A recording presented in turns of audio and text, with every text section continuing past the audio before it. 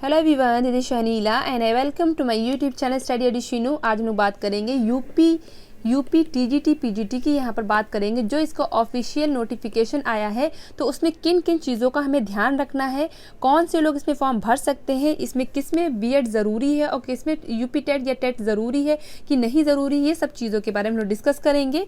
ठीक है, इसमें एज कितनी बताई गई है, 50% मार्क्स मांगे गए हैं या नहीं मांगे, यानी कि हर एक पॉइंट के बारे में हम लोग यहाँ पर डिस्कस करेंगे। ठीक है, तो वीडियो को शुरू से एंड तक देखिए क्योंकि आपको फॉर्म फिल करने से पहले नोटिफिकेशन को बहुत ढंग से पढ़ना है। क्यों पढ़ना है? क्योंकि बाद में आप फॉर्म भरने के बाद संशोधन नहीं कर सकते। पहले ही बोल दिया गया है कि फॉर्म भरने के बाद आप कोई भी उसमें संशोधन, कोई भी उसमें चेंज, कोई भी उसमें बदलाव नहीं कर सकते। इसलिए फॉर्म भरने से पहले आप लोग हर एक चीज़ को, हर एक पॉइंट को अच्छे से पढ़ लीजिए। ठीक है, क्योंकि आपका फॉर्म किसी भी हाल में रिजेक्ट नहीं होना चाहिए, क्योंकि आप लोगों ने इतनी मेहनत की है। तो एक गलती की वजह से अगर आपका फॉर्म रिजेक्ट हो जाता है तो आपको बहुत ज़्यादा मतलब प्रॉब्लम होगी, बहुत ज़्यादा आपको बुरा लगेगा। ठीक है, तो इसलिए आप चीज़ों को पहले अच्छे से नोटिफिकेशन पढ़ लीजिए, उसके बाद ही आप फॉर्म फिल करिएगा। ठीक है, तो जैसे कि आपको पता 16 मार्च से फॉर्म स्टार्ट हो गए हैं और यहाँ पर आपकी लास्ट डेट की बात करें तो फीस सबमिशन की लास्ट डेट है 13 अप्रैल है। ठीक है, 16 मार्च से आपके स्टार्ट है और 13 अप्रैल तक की आपकी फ़ीस सबमिशन है। और फाइनल की अगर बात करें तो 15 अप्रैल तक पूरा आपको फाइनल सबमिट कर देना है फॉर्म को। ठीक है, तो स्टार्टिंग डेट क्या है 16 मार्च और ख़त्म आपका कब से होगा, यानी कि अंतिम डेट क्या हो जाएगी आपके 15 अप्रैल है। ये बात हो गई। अगर हम बात करें कुल पदों की बात करें तो 12,603 यहाँ पर पद दिए हुए। कितने दिए हैं? 12,603 यहाँ पर पद, यानी कि वैकेंसी यहाँ पर आपकी है, जिसमें आपकी बालक और बालिका दोनों ही यहाँ पर शामिल है। यहाँ पर बात हो रही है टीजीटी की बात हो रही। पहले हम लोग देखेंगे टीजीटी के बारे में देखेंगे, फिर हम लोग देखेंगे पीजीटी के बारे में देखेंगे। ठीक है, तो यहाँ पर आपको ध्यान रखना है, यानी कि टीजीटी की कितनी पद हैं, तो आपको 12,603 यहाँ पर पद दे रखे हैं। ठीक है, फिर उसके बाद अगर बात करें कि यहाँ पर आप फॉर्म कहाँ पर फिल कर सकते हैं, तो आप ये वेबसाइट यहाँ पर दे रखी है, यहाँ पर से जा करके आप अपना फॉर्म फिल कर सकते हैं, यानी कि www.upsessb.org, यानी कि इस पर आप अपना फॉर्म फिल कर सकते हैं। ठीक है, तो ये सारी चीज़ें जो चीज़ें इंपॉर्टेंट है वहाँ पर मैंने हाईलाइट कर लिया है, जिसमें कि आपको ज़्यादा टाइम ना लगे बताने में। ठीक है, फिर अगर हम बात करें कि आप अगर एक विषय के लिए, यानी कि जो ये आपकी वैकेंसी है, तो अलग अलग सब्जेक्ट्स की वैकेंसी है और प्रत्येक सब्जेक्ट का जब एग्ज़ाम होगा वो अलग अलग डेट पे होगा, तो आप एक से ज़्यादा भी विषय पर फॉर्म भर सकते हैं। यानी कि अगर आपने ग्रेजुएशन इंग्लिश से किया है तो आप इंग्लिश का भी फॉर्म भर सकते हैं, अगर आपने ग्रेजुएशन हिंदी से किया तो आप हिंदी का भी फॉर्म भर सकते हैं, लेकिन दोनों के लिए फ़ीस क्या है, अलग अलग देनी होगी। ठीक है, यानी कि 2 से ज़्यादा सब्जेक्ट्स में भी आप भर सकते हैं, लेकिन आपको फ़ीस क्या है, अलग अलग पे करनी होगी और सबका जो एग्ज़ाम होगा वो भी क्या है, अलग अलग डेट में होगा। ठीक है, बात क्लियर है? यानी हिंदी के लिए भी भर सकते हैं, इंग्लिश के लिए भी भर सकते हैं, मैथ्स के लिए भी भर सकते हैं, लेकिन आपको हिंदी के लिए अलग फीस देनी होगी, मैथ्स के लिए अलग देनी होगी, इंग्लिश के लिए अलग देनी होगी और सबका एग्जाम भी क्या होगा, अलग अलग होगा। ठीक है, ये बात हो गई क्लियर। फिर हम यहाँ पर बात करें, जैसे कि मैंने यहाँ पर आपको पद बताया 12,603 यहाँ पर वैकेंसी है, 12,603 यहाँ पर पद है टीजीटी पीजीटी के लिए, लेकिन यहाँ पर कहा गया है कि ये पद आपके घट या बढ़ सकते हैं, यानी कि आगे आने वाले टाइम में ये क्या है, संख्या इसकी घट भी सकती है और बढ़ भी सकती है। देखिए, घटती बहुत कम ही है, हमेशा ज़्यादातर बढ़ ही जाती है, लेकिन फिर भी देखते हैं। फिर अगर हम बात करें प्रशिक्षण स्नातक पद चयन, हाँ, अब ये जो आपकी जो परीक्षा है पूरी रूप से क्या, यानी कि टीजीटी की अगर बात करें तो ये क्या है, लिखित परीक्षा होगी। इसमें इंटरव्यू वगैरह हट चुका है, यानी कि इससे पहले आपको टीजीटी के लिए आपको इंटरव्यू वगैरह देना रहता था।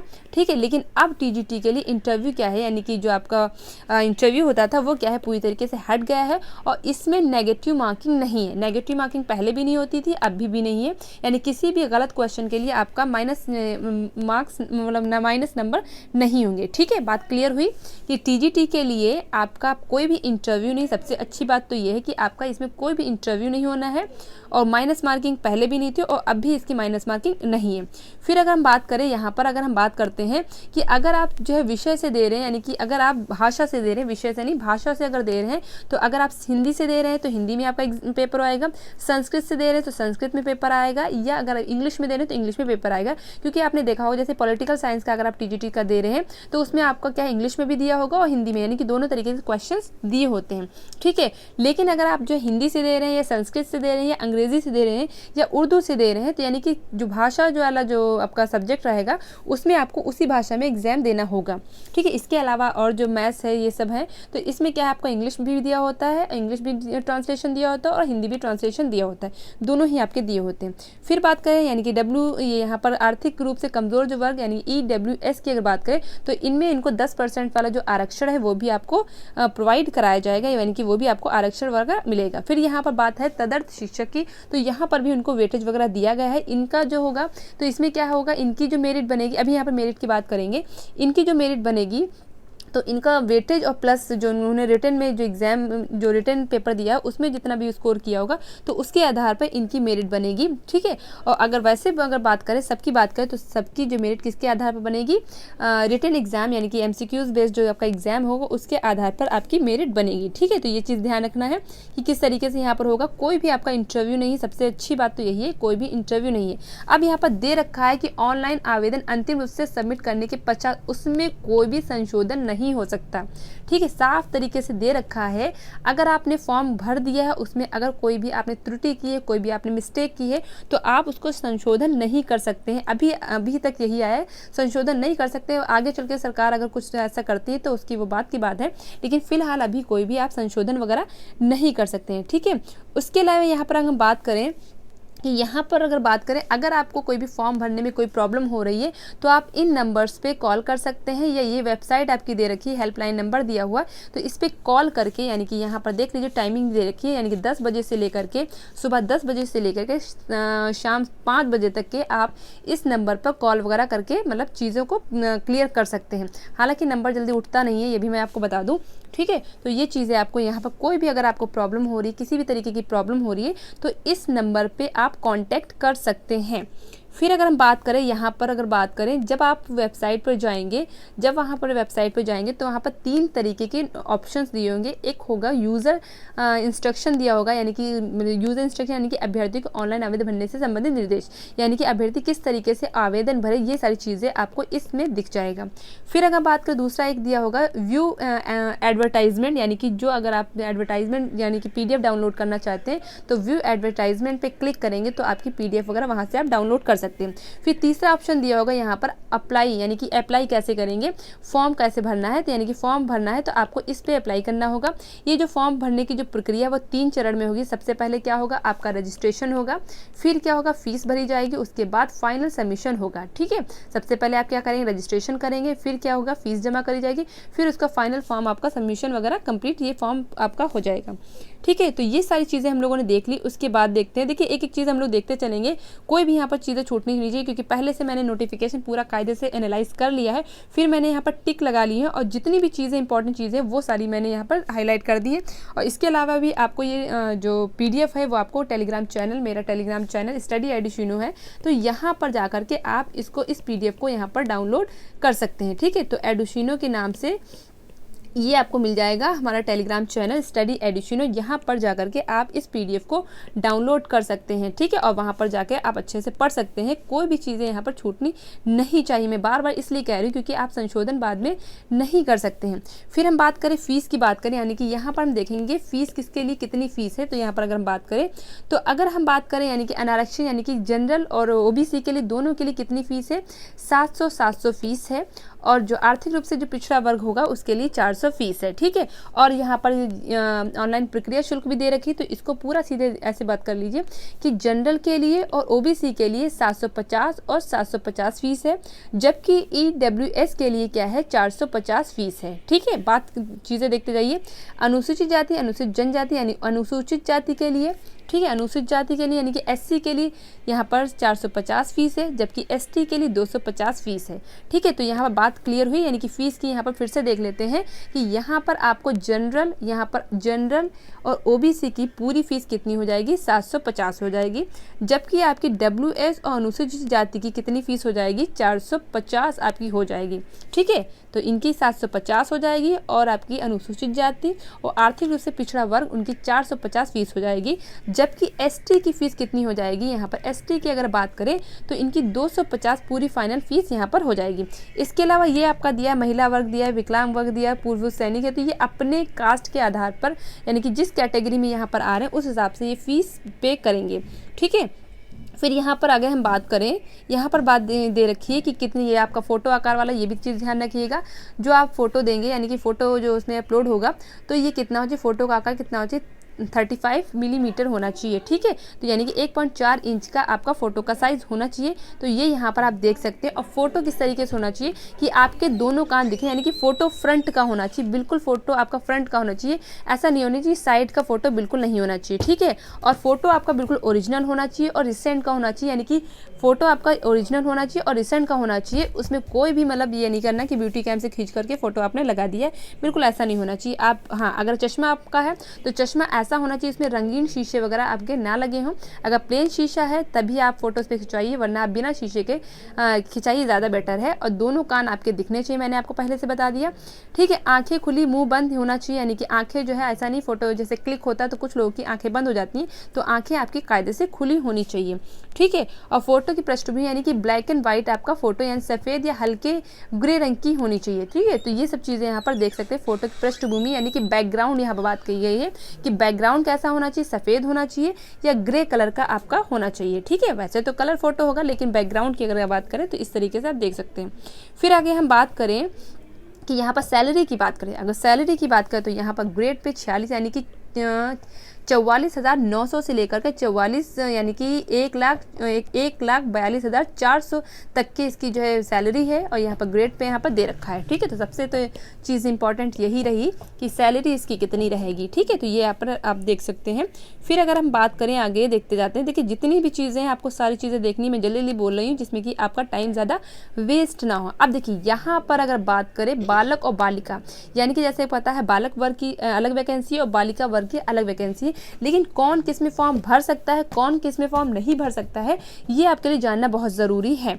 ठीक है, अगर आप बालक वर्ग से हैं, यानी कि अगर आप मेल कैटेगरी में आते हैं तो आप फीमेल वाले में नहीं जा सकते, यानी कि जो आपका अगर बालक वर्ग है तो आप उसमें फीमेल में नहीं जा सकते। लेकिन अगर आप महिला वर्ग से हैं तो आप जो है क्या है, बालक वर्ग यानी कि पुरुष वर्ग में जा सकते हैं। ठीक है, बात क्लियर हुई।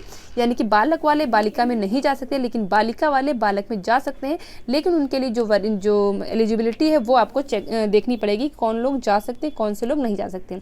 ठीक है, तो कहने का मैं समझ में आ गया, यानी कि जो संस्था बालक वर्ग की होंगी तो वहाँ पर बालक और बालिका दोनों जा सकते हैं, और जो संस्था बालिका वर्ग की होंगी तो उसमें क्या है, बालक वाले नहीं आ सकते हैं। तो यहाँ पर फ़ायदा किसके लिए हो जाएगा, बालिका वर्ग के लिए यहाँ पर एक फ़ायदा हो जाएगा। ठीक है, फिर बात करें, यहाँ पर मैंने आपको बता दिया कि प्रत्येक विषय वर्ग के लिए मात्र एक ही आवेदन पत्र मान्य हो गया। प्रत्येक विषय वर्ग के लिए एक ही, यानी कि एक विषय के लिए एक, ये मैंने आपको बता दिया। ठीक है, तो यहाँ पर अगर बात करें, आगे देखते हैं क्या क्या चीज़ें दे रखी हैं यहाँ पर। ठीक है, हाँ, यहाँ पर देखते हैं कितनी किसमें वैकेंसी, ये सब चीज़ें हम लोग देखते हैं। अगर हम हिंदी की बात करें, यानी कि यहाँ पर अगर हिंदी की बात करें, ये यहाँ पर बात हो रही है बालक वर्ग की, यानी कि बॉयज़ में देखेंगे। मेल की अगर हम बात करें तो मेल वाले में देखते हैं, बालक वर्ग में देखते हैं कितनी वैकेंसी है। तो हिंदी में आपकी दी हुई है 1000, यानी कि टोटल हम यहाँ पर देख लेते हैं 1742 दी हुई है। यहाँ पर जनरल, OBC, SC, ST अलग अलग वैकेंसी यहाँ पर दे रखी हैं। ठीक है, अगर मैथ्स की बात करें तो मैथ्स में कितनी है, 1822 हैं। ठीक है, 1822 हैं। गृह विज्ञान की बात करें तो 611 है। उर्दू की बात करें तो 65 है। इंग्लिश की बात करें तो 1587 है। ठीक है, तो ये सारी आप वैकेंसी देख सकते हैं। मैंने यहाँ पर थोड़ा सा पॉज कर दिया, आप यहाँ पर स्क्रीनशॉट ले सकते हैं।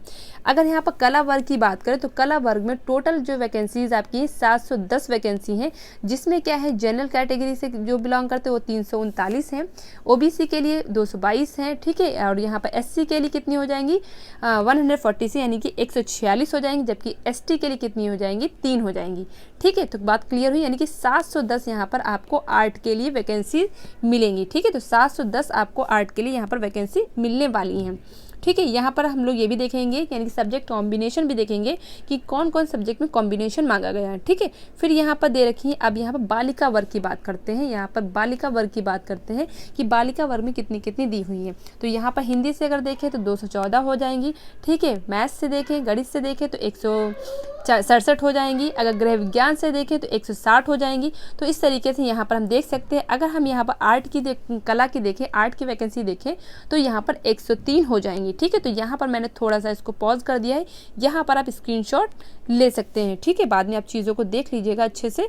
ठीक है, तो यहाँ पर आप अलग अलग सब्जेक्ट्स की वैकेंसीज देख सकते हैं, कितने पद किसमें हैं, क्योंकि अगर मैंने एक एक चीज़ पढ़ी तो बहुत ज़्यादा वीडियो लंबा हो जाएगा। फिर यहाँ पर कॉम्बिनेशन की बात करते हैं। सबसे इंपॉर्टेंट कॉम्बिनेशन, अगर आप हिंदी हिंदी से फॉर्म भर रहे हैं टीजीटी का, अगर आप टीजीटी का हिंदी से फॉर्म भर रहे हैं तो आपको क्या है कि ग्रेजुएशन आपका हिंदी से होना चाहिए और इंटरमीडिएट में आपके साथ संस्कृत ज़रूर होनी चाहिए। यानी ग्रेजुएशन आप अगर हिंदी से भर रहे हैं तो हिंदी भी आपका होना चाहिए। ग्रेजुएशन अगर आपने हिंदी से किया है तो आपके उसके साथ आपका संस्कृत भी मांगा गया है, ठीक है। इंटर में आपका संस्कृत होना चाहिए। फिर इसके समकक्ष परीक्षा एवं बीएड एवं अन्य समकक्ष डिग्री, कहने का मतलब ये है इसमें क्या है आपकी बीएड मांगा गया है। देखिए सारे टीजीटी पीजीटी में आपका बीएड क्या है अनिवार्य है, कुछ सब्जेक्ट्स को छोड़ करके बीएड सब में अनिवार्य है। अब किस में अनिवार्य बीएड नहीं है उसके बारे में भी अभी हम लोग देखेंगे, ठीक है। तो यहाँ पर हिंदी के लिए बीएड आपका अनिवार्य है, संस्कृत भी आपके पास इंटर में होनी चाहिए। गणित के लिए बात करें तो आपका बीए अथवा बीएससी होना चाहिए, किससे, मैथ से होना चाहिए। गृह विज्ञान की बात करें तो गृह विज्ञान में आपका बीएड अनिवार्य नहीं है, ठीक है। तो बीएड आपका अनिवार्य नहीं है, लेकिन अगर आपके पास बीएड है तो इसका आपको थोड़ा सा प्रॉफिट मिलेगा, ठीक है। तो यहाँ पर याद रखिएगा गृह विज्ञान के लिए आपका बीएड अनिवार्य नहीं है, ठीक है। तो यहाँ पर ये आप चीज़ देख सकते हैं। उर्दू के लिए आपका बीएड है, ठीक है। जिसके लिए नहीं होगा मैं आपको बता दूंगी, यानी कि उर्दू के लिए आपका बीएड है। इंग्लिश के लिए अगर आप फॉर्म भर रहे हैं तो उसके लिए भी बीएड है। संस्कृत के लिए भर रहे हैं तो उसके लिए भी बीएड है। वाणिज्य के लिए भर रहे हैं यानी कि आप कॉमर्स के लिए भर रहे हैं तो आप उसके लिए भी बीएड आपका ज़रूरी है, ठीक है। कृषि के लिए भी ज़रूरी है।